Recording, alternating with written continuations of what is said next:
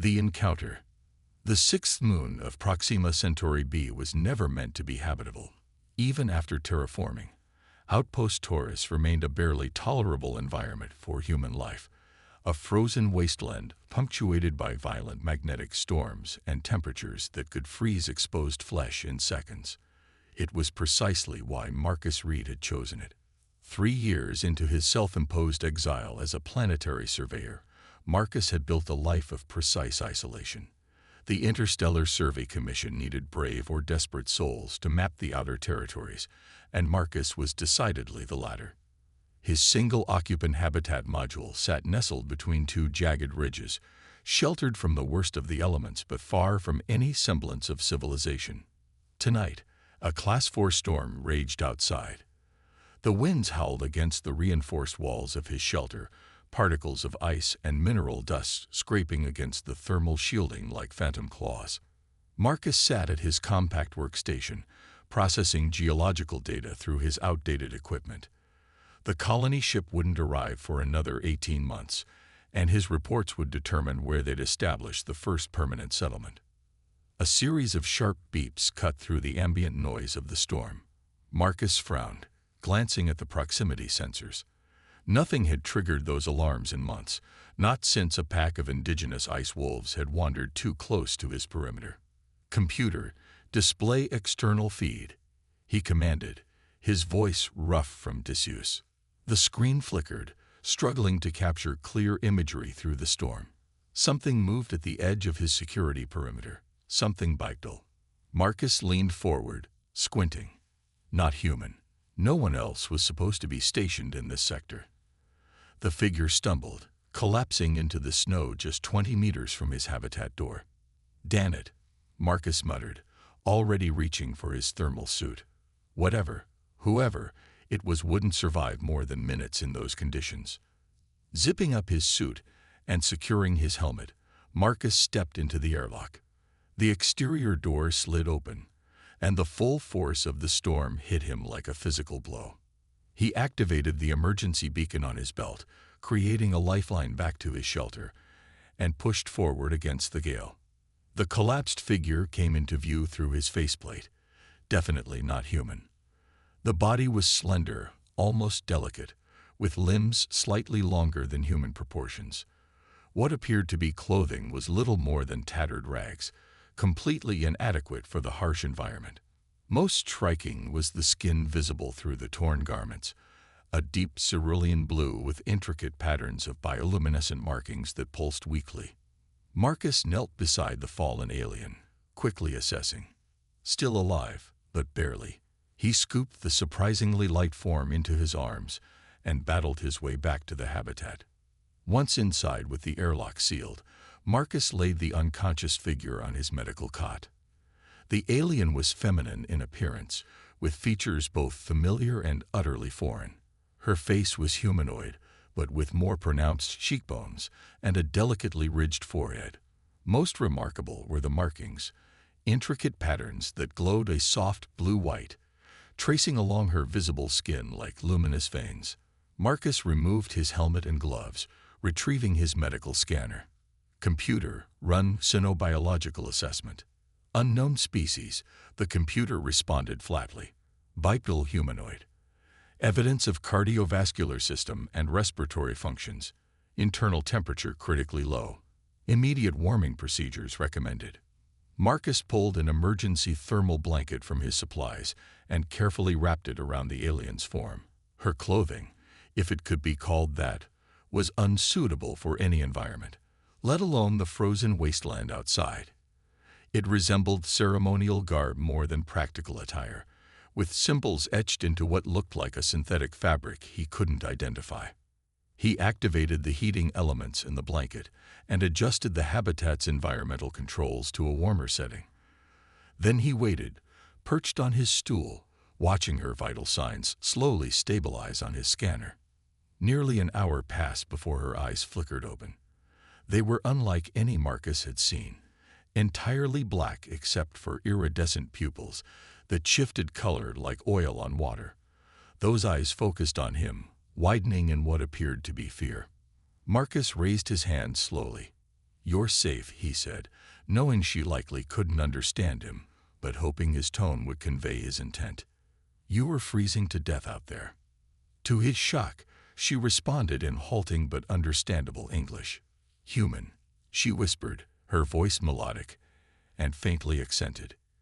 "You saved me." Marcus blinked in surprise. "You speak our language."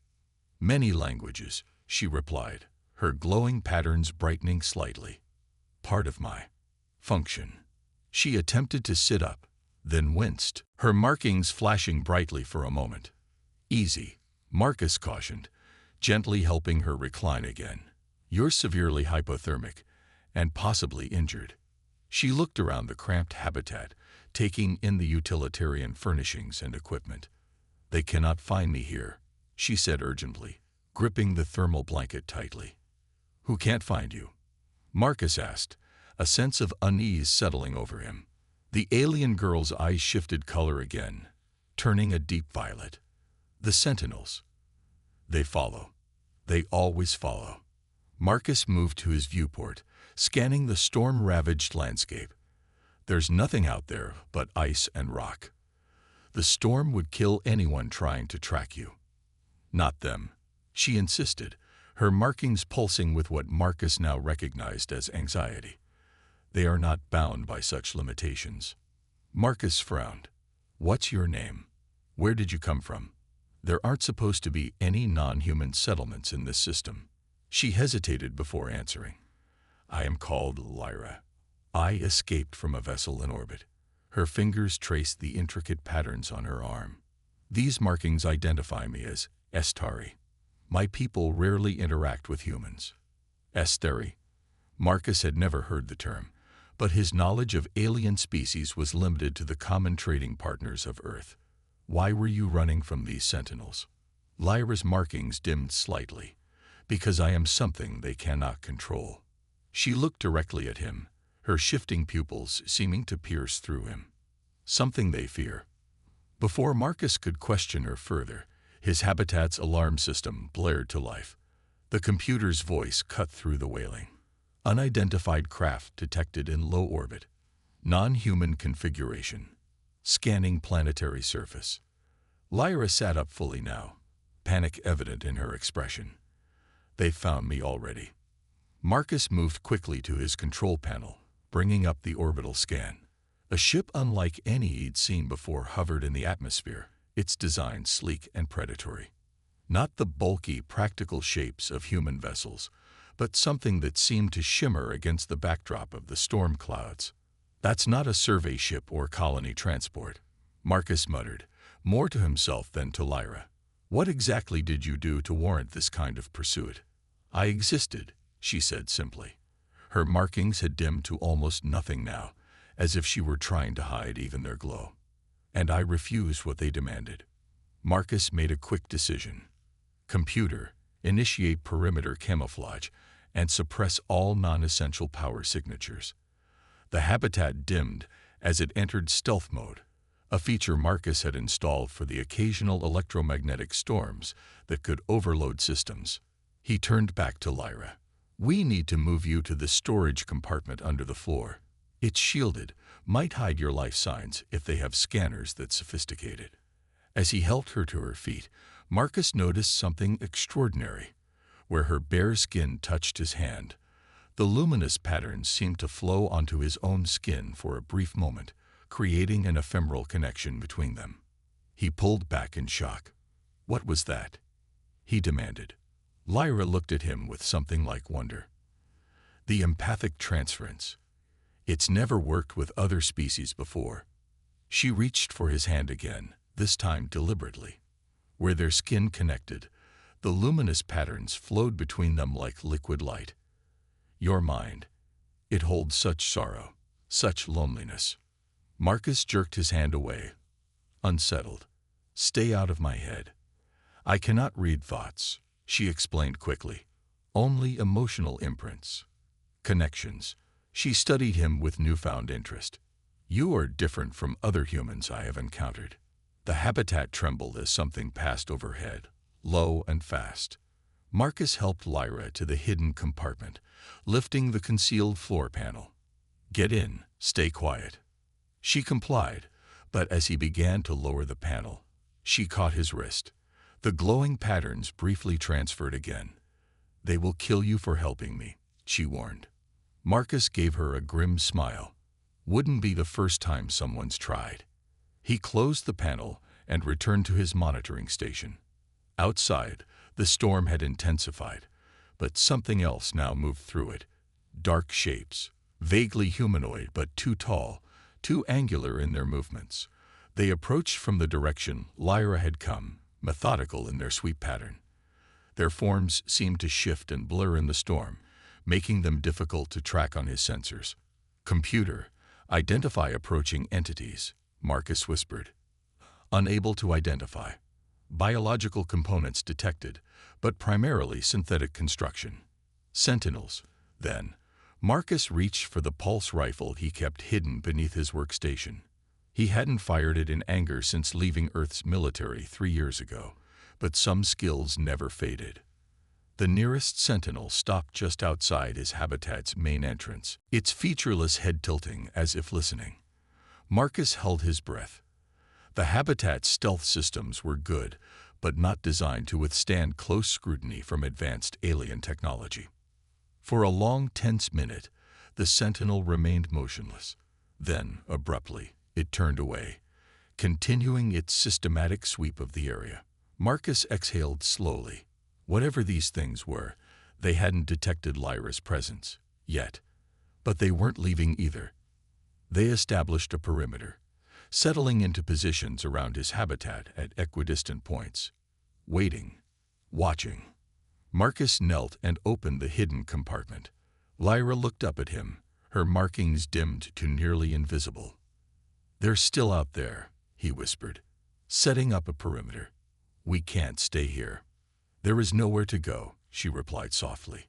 "This planet is barren, and they control the skies." Marcus helped her out of the compartment. "I have an emergency transport vehicle.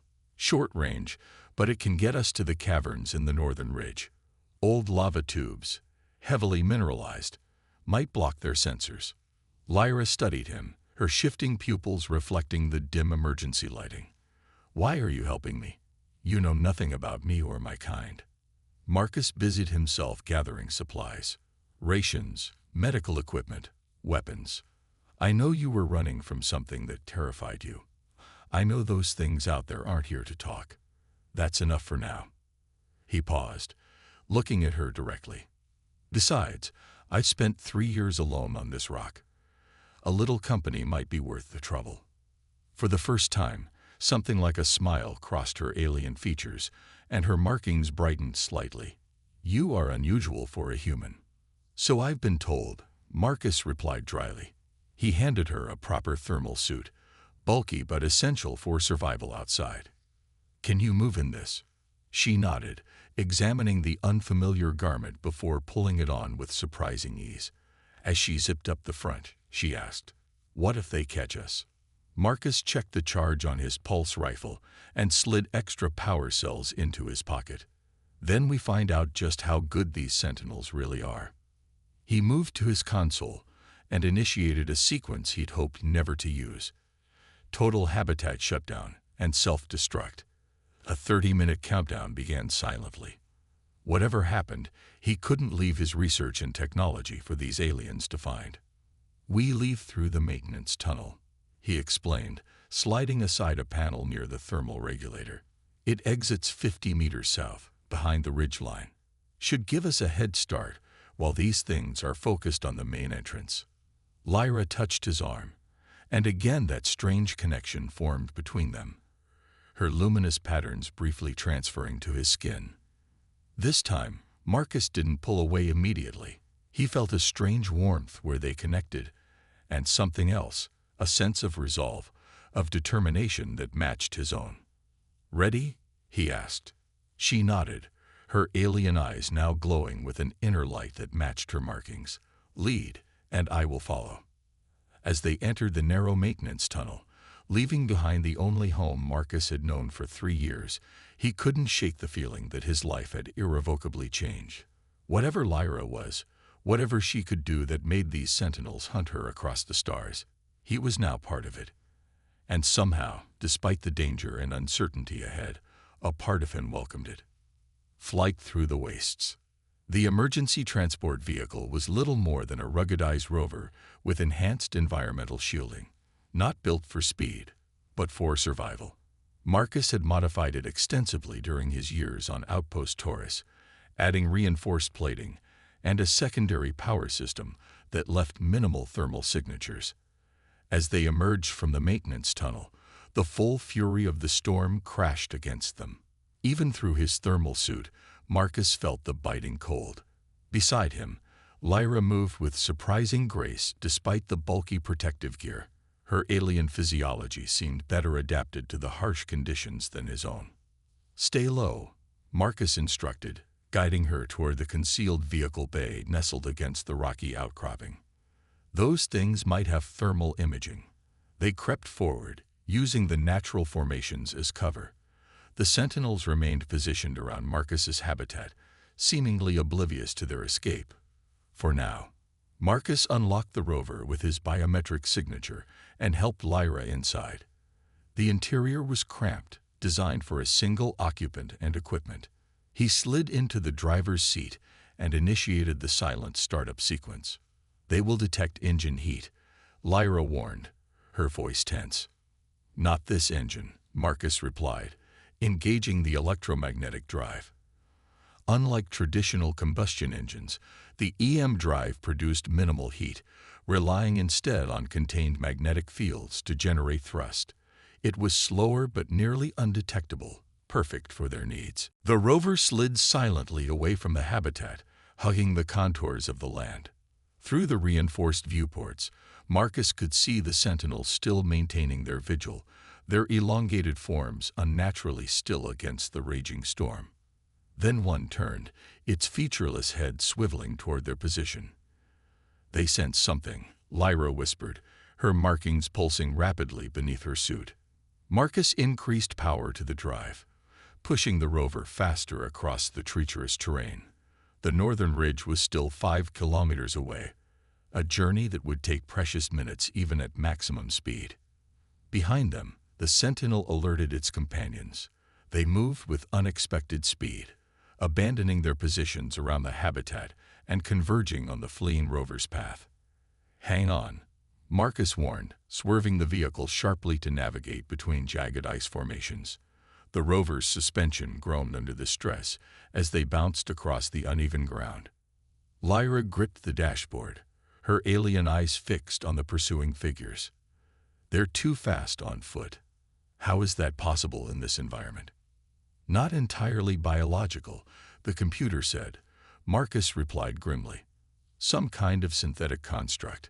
A blinding flash of energy streaked past the rover, striking a nearby ice formation. The structure exploded, sending deadly shards flying in all directions. Several impacts rattled against the rover's armored hull.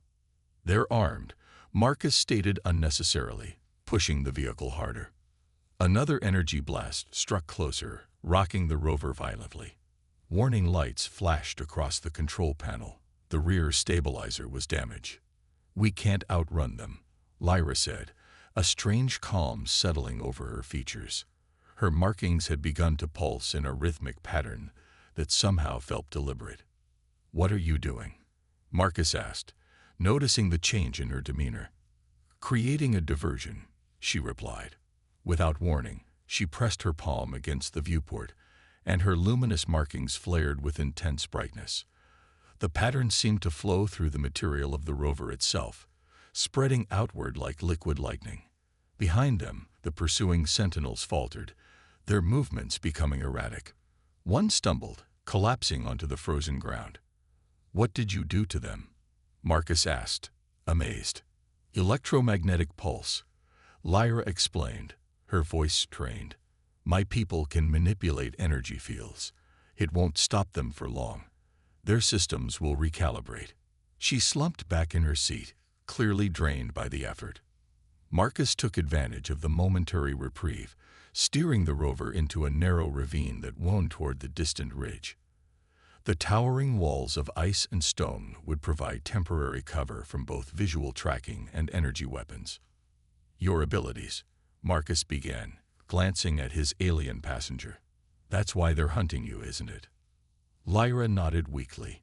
"Among my kind, these abilities are strictly controlled, used only in service to the Aetheri Conclave." Her markings had dimmed to barely visible pulses. "I refused my assigned function." "Which was?" "To become a living weapon," she said simply. "The Sentinels serve the Conclave. They retrieve assets that malfunction." Marcus processed this information as he navigated the treacherous ravine. "You're not a machine. You can't malfunction." A sad smile crossed Lyra's alien features. "To them, there is little difference. Function is everything. Choice is nothing." The ravine narrowed dangerously, forcing Marcus to slow the rover. Ice formations hung precariously overhead, threatening to collapse with the slightest disturbance. Beyond this gauntlet lay the northern ridge and the relative safety of the lava tube network. "How did you end up on my doorstep?" Marcus asked, keeping his eyes on the hazardous path ahead. "This planet isn't exactly on any trade routes." "I stowed away on a cargo vessel," Lyra explained. "When the Sentinels found me, I escaped in a life pod. Your outpost was the only sign of civilization my systems detected before crash landing." "Lucky me," Marcus muttered, though without real bitterness. A deep rumble shook the ravine, sending small cascades of ice tumbling down the walls. Marcus glanced at the rover's rear sensors. The Sentinels had recovered and were entering the ravine, their movements more cautious now, but no less determined. "We're almost through," Marcus assured her, increasing speed despite the danger. "Once we reach the caves, we can." His words were cut short as a massive energy blast struck the ravine wall ahead. The ice structure shattered, sending an avalanche crashing down directly in their path. Marcus slammed on the brakes, but momentum carried them forward into the debris field. The rover crashed violently into the fallen ice, the impact throwing them against their restraints. Warning alarms blared throughout the cabin. The view screen was cracked, and steam hissed from the damaged engine compartment. "Can you move?" Marcus asked Lyra, already unbuckling his harness. She nodded, following his lead. The rover was finished. They would have to continue on foot. Marcus grabbed his emergency pack and pulse rifle, then helped Lyra from the damaged vehicle. The temperature outside had dropped even further as the storm intensified. Their thermal suits would provide protection, but not indefinitely. "The ridge is less than a kilometer ahead," Marcus said, pointing toward the dark silhouette barely visible through the swirling snow. "We can make it on foot if we hurry." Behind them, energy blasts continued to strike the ravine walls, deliberately causing more collapses. The Sentinels were using the environment against them, trying to trap them or force them into the open. "They're hurting us," Lyra observed, her alien eyes narrowing. "Standard containment protocol." Marcus nodded grimly. "Then let's not go where they expect." He pointed to a narrow crevice in the ravine wall, barely visible, and certainly not part of any map. "I found this during an early survey. It connects to the lava tube system, but from underneath." They made their way to the hidden opening, squeezing through the tight passage as more explosions echoed behind them. The crevice widened into a small tunnel, its walls smooth from ancient lava flows. The air inside was surprisingly warm. Geothermal activity still heated these deep passages, creating a microclimate that had allowed sparse alien vegetation to take hold. Luminescent fungi clung to the walls, casting an eerie blue glow similar to Lyra's markings. The resemblance wasn't lost on Marcus. "Your people have been here before," he said, not a question, but a realization. Lyra touched one of the glowing specimens, her own markings responding with synchronized pulses. "Yes," she confirmed. "Long ago. These are biomarkers, living navigation points." "For what purpose?" "Observation. Study." She continued forward, seemingly able to interpret the patterns in ways Marcus couldn't. My people have watched human expansion for centuries, always from a distance. The tunnel sloped downward, taking them deeper beneath the frozen surface. The distant sounds of pursuit faded, replaced by the subtle rumbling of geothermal activity. After nearly 30 minutes of careful progress, the passage opened into a vast underground chamber. Marcus stopped short, awestruck. The cavern extended far beyond the reach of their lights, its ceiling lost in darkness. Throughout the space, clusters of the bioluminescent fungi created islands of blue-white light. At the center stood a structure that was unmistakably artificial, a smooth obelisk-like formation that pulsed with the same patterns as Lyra's markings. "What is this place?" Marcus whispered. "A sanctuary," Lyra replied, moving toward the central structure, one of many observation posts established across human territories. As they approached the obelisk, its patterns brightened in response to Lyra's presence. She placed her palm against its surface, and information began to flow visibly between them, her markings and the obelisk's patterns synchronizing in complex sequences. "It's been dormant for decades," she explained. "The observation mission was abandoned when humans became too numerous, too advanced to safely monitor." Marcus studied the alien technology with a mixture of awe and wariness. "If this place has been abandoned, will it still help us?" "Its primary functions remain intact," Lyra confirmed, "including defensive capabilities." A distant echoing crash suggested the Sentinels had found the entrance to the tunnel network. Their time was limited. "Can you activate those defenses?" Marcus asked, checking his pulse rifle's charge, nearly depleted after their escape. Lyra hesitated. "Yes, but there's a cost." She met his gaze directly. "The sanctuary systems will respond to my commands, but they require energy. Specifically, the same energy that powers my abilities." Understanding dawned on Marcus. "It would weaken you." She nodded. Significantly, perhaps dangerously. Her alien features showed genuine concern. "Why are you risking so much for me, Marcus? Your life, your mission here." The question caught him off guard. Why indeed? He barely knew this alien being, yet here he was, abandoning years of work, facing unknown dangers. 3 years ago, he began slowly. "I was part of a military operation that went wrong. Very wrong." The memories surfaced reluctantly. Screams, fire, the weight of decisions he couldn't unmake.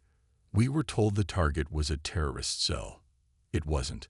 It was a research outpost studying peaceful contact with another species. Lyra's markings pulsed softly, almost sympathetically. "I followed orders," Marcus continued, the words heavy with old guilt. "By the time I realized the truth, it was too late for most of them. I managed to help a few escape. Then I walked away from everything. Career, Earth, humanity itself." He looked around the alien sanctuary. "Maybe I'm helping you because I couldn't help them. Or maybe because out here, on the edge of everything, the differences between human and alien don't seem so important anymore." Lyra reached out, her fingers lightly touching his arm. The now familiar connection formed between them, her luminous patterns flowing briefly onto his skin. But this time, Marcus felt something different through the link. Gratitude, yes, but also a fierce determination that matched his own. "The Sentinels are coming," she said quietly. "We must prepare." Together, they explored the sanctuary, discovering ancient technology that had lain dormant for generations. The obelisk, Lyra explained, served as both a communication array and defense system. With her guidance, Marcus helped reactivate dormant security measures, energy barriers that could seal off sections of the cavern, sensory disruptors that would confuse the Sentinels' tracking systems. As Lyra worked with the alien systems, Marcus noticed her markings growing fainter, her movements becoming less fluid.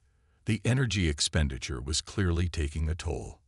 "You need to rest," he insisted, guiding her to a natural formation that resembled a seat. "There's no time," she protested weakly. "Make time," Marcus replied firmly. "You're no good to either of us," exhausted.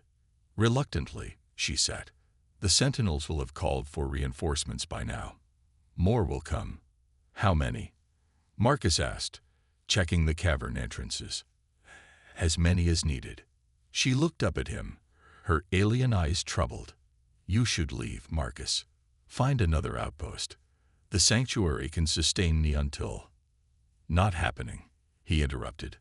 "I didn't drag you through a frozen wasteland just to abandon you now." A faint smile crossed her features. "Humans are remarkably stubborn creatures." "One of our better qualities," Marcus agreed. Their moment of respite was short-lived. A distant reverberation echoed through the cavern, not the natural sounds of the geothermal activity, but deliberate, methodical impacts.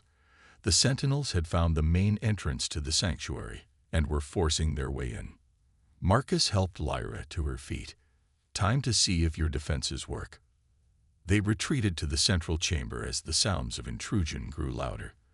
Lyra placed her hand on the obelisk once more, and the entire sanctuary responded. Lights dimming, energy barriers materializing across key access points, sensory disruptors activating with a low, persistent hum. Through a gap in one barrier, Marcus caught his first clear glimpse of their pursuers. The Sentinels were indeed partly synthetic, their bodies sleek, metallic constructs with biological components visible at key junctures. Their heads were smooth and featureless except for a cluster of sensor arrays where eyes would be on a human. They moved with unnatural precision, testing the energy barriers methodically. "They're scanning for weaknesses," Lyra observed, her voice strained from the continuing effort of maintaining the sanctuary's defenses. "How long will the barriers hold?" Marcus asked. "Not long enough," she admitted. "They're too many, too persistent." Marcus considered their options. The sanctuary was extensive, but ultimately a closed system. There was nowhere left to run. They would have to make a stand here. "What about the obelisk?" he suggested. "You said it was a communication array. Can we call for help?" Lyra shook her head. "The nearest Astheri outpost is light years away, and my people would be as likely to assist the Sentinels as us." "Then we use it for something else," Marcus pressed. "You can manipulate energy fields. You demonstrated that during our escape. Can the obelisk amplify that ability?" Her alien eyes widened slightly as she grasped his meaning. "Yes, but the power required would be enormous. I might not survive the attempt. And if we do nothing?" She considered this, then nodded slowly. "You are right. It may be our only chance."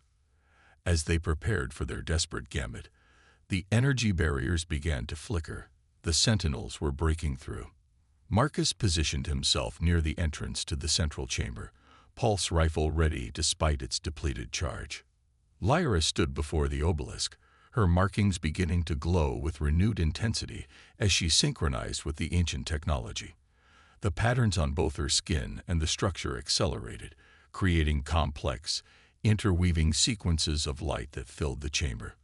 "Whatever you're going to do," Marcus called out as the first barrier collapsed, "do it quickly." The hidden sanctuary. 3 days passed within the depths of the ancient Astheri sanctuary. Marcus had dragged the deactivated Sentinels to a distant chamber, unwilling to leave them where they might reactivate and threaten Lyra as she recovered. The alien girl remained unconscious for nearly 30 hours after her extraordinary display of power, her luminous markings barely visible beneath her skin. When she finally woke, her normally shifting pupils were fixed in a pale amber state, her movements sluggish and uncoordinated. Marcus had spent those anxious hours exploring the sanctuary, discovering chambers that appeared designed for long-term habitation and research. He'd managed to activate rudimentary food synthesis systems using instructions from the obelisk's visual interface. Nothing remarkable by human standards, but sufficient to sustain them. "You're still here," Lyra observed weakly as she accepted a container of synthesized nutrients.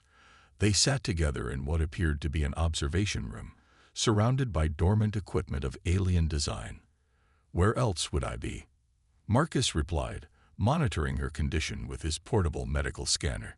Besides, the storm outside has intensified. Travel would be suicide right now. She studied him with those strange amber eyes. "Your skin," she said softly, reaching out to touch the faint patterns that now marked his forearms. The energy transfer wasn't supposed to do this. Marcus glanced at the subtle markings, barely visible except in certain light, but undeniably similar to her own luminous patterns. "Is it dangerous?"